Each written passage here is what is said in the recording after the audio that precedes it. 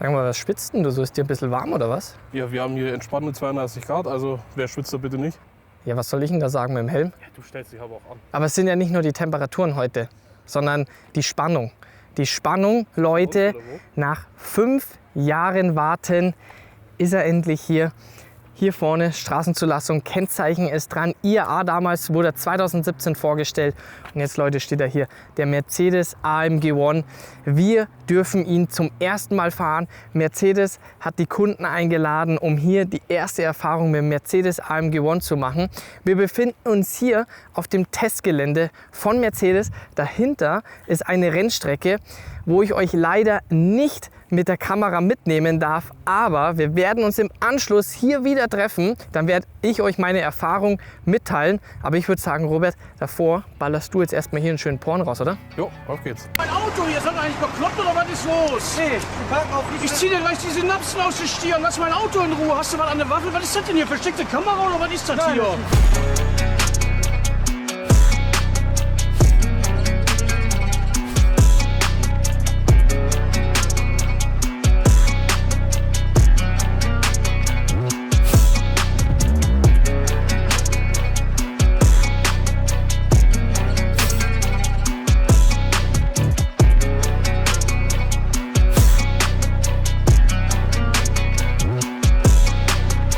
So, wo sollen wir denn am besten anfangen? Sollen wir von vorne starten, hinten starten, seitlich starten? Es sind viel zu viele Details. Also ich glaube, da könnte man jetzt eine Stunde über das Auto reden. Ja, dann machen wir das doch. Ja, gut, aber das Problem ist, dass ich keine Ahnung davon habe. Dementsprechend wird es schwierig. Also ich erzähle da eh nur wieder Schmarrn. Versuch's halt Aber einfach vielleicht mal. kannst du das ja besser erklären. Ach so, nee. Also das Einzige, was mir direkt als erstes auffällt, jetzt muss man sich mal überlegen. Jetzt ist dieses Design mittlerweile 5 Jahre alt. Er steht einfach komplett neu da. Ja. Es ist ein Design, was es noch nie davor gab. Und ich denke auch, dass es so etwas nie wieder geben wird. Allein schon, was da hinten sitzt, nämlich ein Formel-1-Motor. Aber wenn wir jetzt mal von hier vorne starten und da geht es allein schon los mit Formel 1.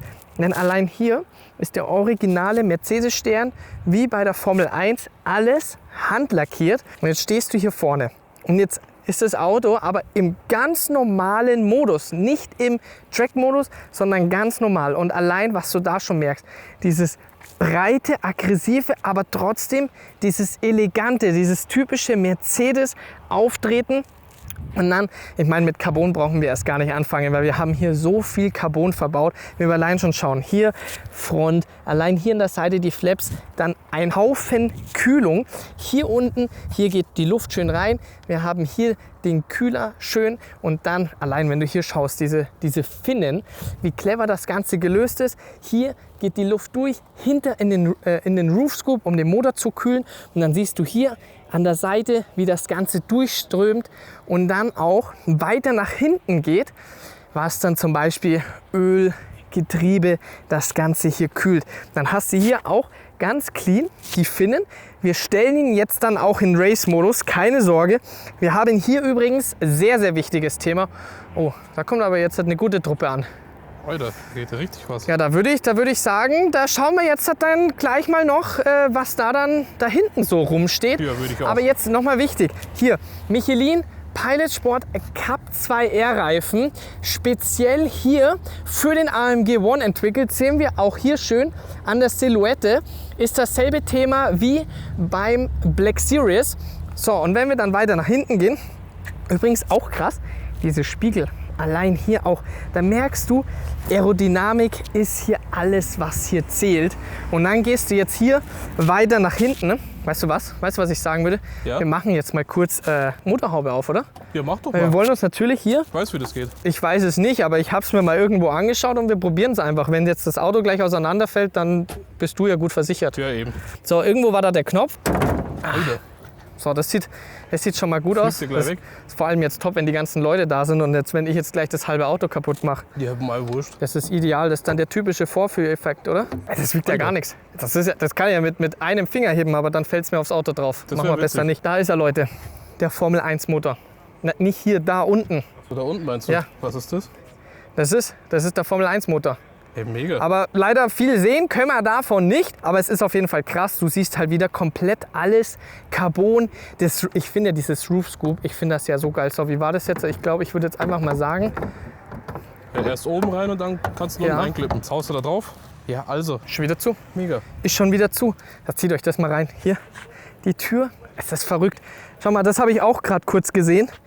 Wenn du mal hier hinkommst, allein hier, diese Finnen an der Seite. Also du blendest dann das Detail ein, oder wie? Nö. Ah, du filmst einfach nur mich weiter. Ja. Ah, okay, sehr gut. Allein diese Finnen hier an der Seite. Hier haben wir übrigens, wenn man mal sieht, wir haben hier das sogenannte Wave-Paket. Also es gibt das Motor-Styling-Paket. Du kannst alle möglichen Farben kannst du nehmen und dann eben kannst du auch das Motor-Styling-Paket nehmen. Bedeutet, du hast eine spezielle Lackierung. Das ist jetzt nicht hier ein stinknormales Silber, sondern wie bei der Formel 1. Oder wenn du mal da nach drüben hingehst, das ist dann das andere Motor-Styling-Paket. Silber auf schwarz übergehend mit den Sternen und hier, wie gesagt, mit den Wave. Wir machen nochmal hier kurz auf. Hier dann sozusagen auch mit den ganzen Petronas-Nähten. Man muss dazu sagen, Leute, wir haben hier einen Prototypen. Das war einer der ersten AMG One, der aufgebaut worden ist. Bedeutet, wir haben jetzt zum Beispiel hier jetzt bei den Sitzen nicht die Nähte, aber dann für die Kundenfahrzeuge hast du hier schön die geilen Petronas-Nähte. Jetzt würde ich sagen, ich setze mich jetzt einfach mal rein, Ja, spring mal weil rein. wir wollen natürlich das Auto auch... Boah, ist das krass. Boah, ist das krass. Wir wollen den natürlich auch in Race-Mode setzen. Es ist das erste Mal, dass ich in dem Auto drin sitze. Es ist Steht ja aber. krass, wie tief das ist. Wir haben ja hier in dem Sinne keinen Sitz verbaut, Ja. sondern wir sitzen ja hier komplett auf dem Carbon-Chassis. Aber krass. Boah, du sitzt extrem tief. Die Sitzposition, wie tief der Arsch ist, das ist schon heftig. Da merkst du, das ist Rennwagen-Feeling pur. Und allein dieses Lenkrad schon. Dieses Lenkrad wie in der Formel 1, komplett Carbon Alcantara. Hier geil DRS, E-Pass. Alter, das ist krass. Hier LED-Anzeige. Robert, das wäre doch was für dich, oder? Was Daily meinst du? Ja, ist Daily. Also ich meine, Ja. wir haben ja in dem Sinne ja Allradantrieb. Ja? Also wir haben vorne noch 2 zusätzliche Elektromotoren verbaut. Ja. Wir haben den Verbrenner, 574 PS, ist eine Gesamtleistung von 1063 PS. So, wir haben ja schon mal ein Video gemacht, wo wir über die Werte geredet haben. Ja, 0 auf 200, er ist ein Ticken langsamer als ein P1. Aber ganz ehrlich, Leute, ich werde mir heute mal wirklich ein Bild davon machen, wie lässt sich diese Kiste fahren. Denn ich habe jetzt von anderen Kunden schon gehört, das muss hier richtig extrem zum Fahren sein. Und 0 auf 100 wäre 2,9 Sekunden. Ja, das ist nicht die Welt, aber das hat natürlich hier auch was mit der Übersetzung zu tun. Ja? Dafür laufen diese 2 Elektromotoren trotzdem weiterhin mit bis zu einem Tempo, Endgeschwindigkeit 352 km/h. Aber ich würde sagen, bevor ich jetzt da hier weiter und weiter rede, wir setzen das Auto jetzt mal in Race-Modus, oder? Ja, bitte. Ich warte nur drauf. Alles klar. So, jetzt wird es Zeit, dass wir das Auto mal in Race-Modus setzen. Wir haben die Zündung schon an. Auch hier. Da ein Screen, da ein Screen. Und hier können wir uns das Ganze jetzt konfigurieren. Bedeutet von Individual EV heißt rein elektrisch fahren, dann Race Safe und dann hier Race. Und jetzt gehen wir hier in Race Plus. Und dann müssen wir hier die Pedals jetzt gedrückt halten. Alter, wie schnell sich das... Wie schnell sich das gerade runtergefahren hat. Hast du es gerade gesehen? Das Ding ist einfach runtergeploppt und die Flaps sind rausgefahren. Ich glaube, das müssen wir nochmal machen, damit wir das mal wirklich in Slow Motion sehen. Ich mache die Tür zu und Ja. du filmst es mal wirklich von außen. Ich freue mich.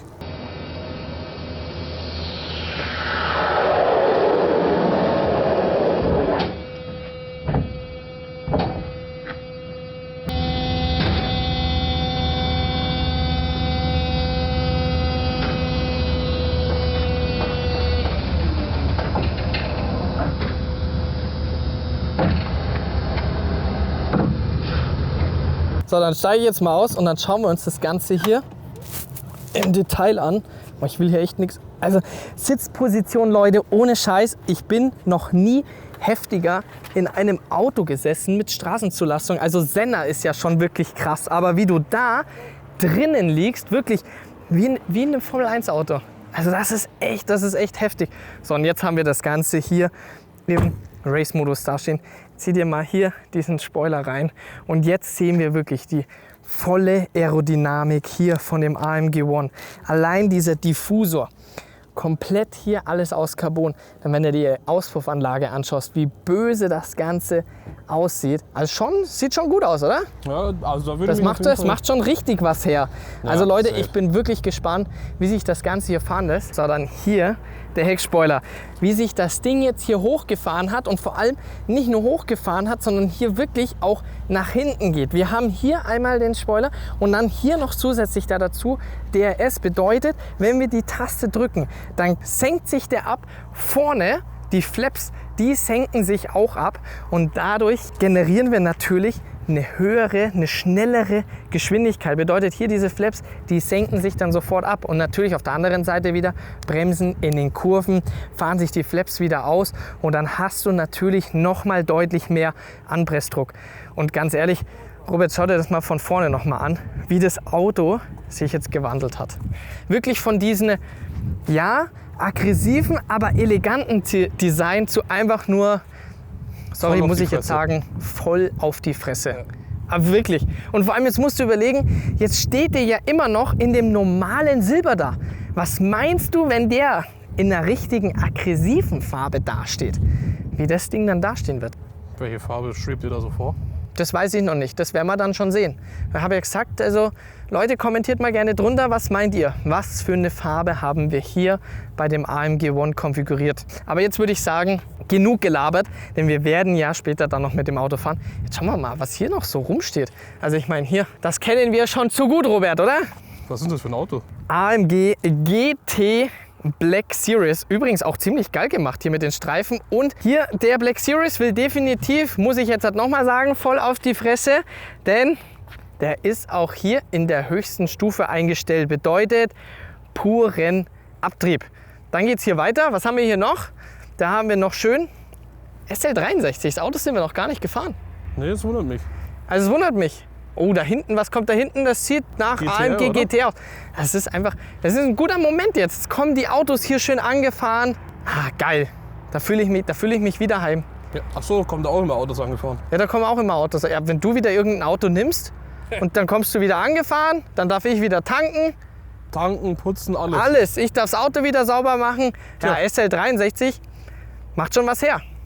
Ja, Schau mal, das Heck, das hat was vom GT63 Viertürer irgendwie, ja, auf finde jeden ich. Fall. Ne? Aber steht gut da. Macht schon echt was her. Aber da, Leute, die muss man uns jetzt mal genauer anschauen.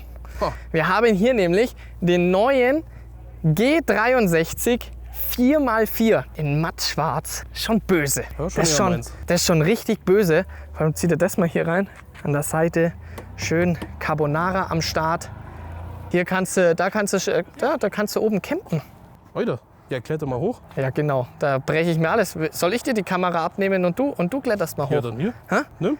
Müssen wir hier Kofferraum müssen wir uns mal anschauen? Wie viel? Ah, nur maximal 100 Kilo. Ich darf da nicht hochklettern. Ja, siehst du, da darf ich auch nicht hoch. Ja, da haben wir Bin ja beide auch bei Probleme. 140, da darf ich nicht hoch. Stimmt, Haben wir hier sogar, hier haben wir Holz verbaut. Schon ein geiles Teil. Ja, wenn man sich überlegt, Schau dir allein mal das Rad an. schau dir das mal an. Komplett in Carbon. Alter Schwede. Ja, das war schon, weil den alten, den gab's ja leider nicht als AMG-Version, sondern in Anführungsstrichen nur als G500. Und jetzt haben wir halt wirklich die richtige AMG-Version da dazu. Robert, das wäre doch vielleicht auch ein Daily für dich, oder nicht? Aber ich merke schon, da ist allein schon... Boah, Vielleicht kriegen wir einen Mengenrabatt. das ist halt schon krass, wie hoch du da sitzt, ne? Das ist halt die richtige Bauerkiste.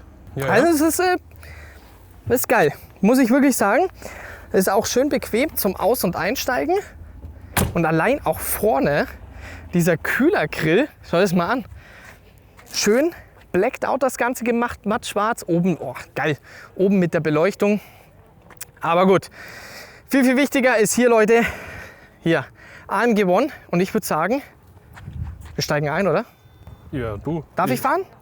Ja, ausnahmsweise. Komm. Ausnahmsweise darf ich Ja, fahren? ich erlaub's Alles dir. klar, Leute. Also wir machen so. Kameras leider aus. Wir sehen uns dann wieder, wenn ich wieder zurückkomme.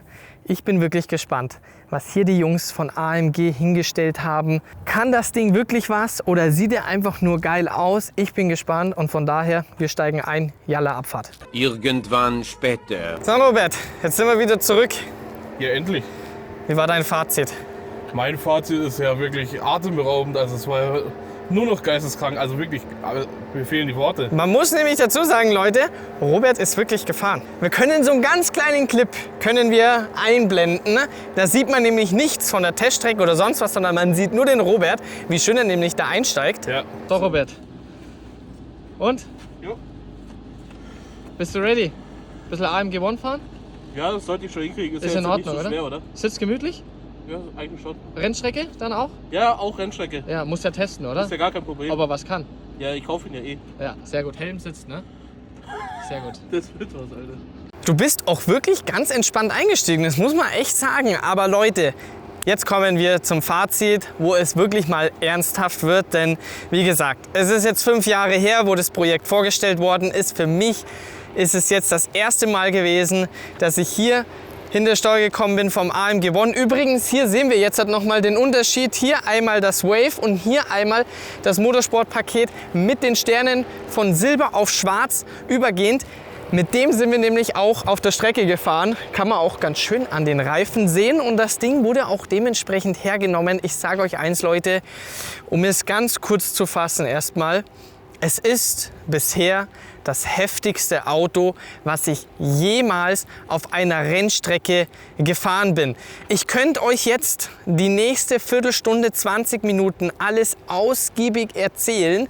Aber wie gesagt, das Auto wird ja bei uns in die Sammlung kommen und dann werden wir das Ganze natürlich auch dann per Video ausführlich begleiten.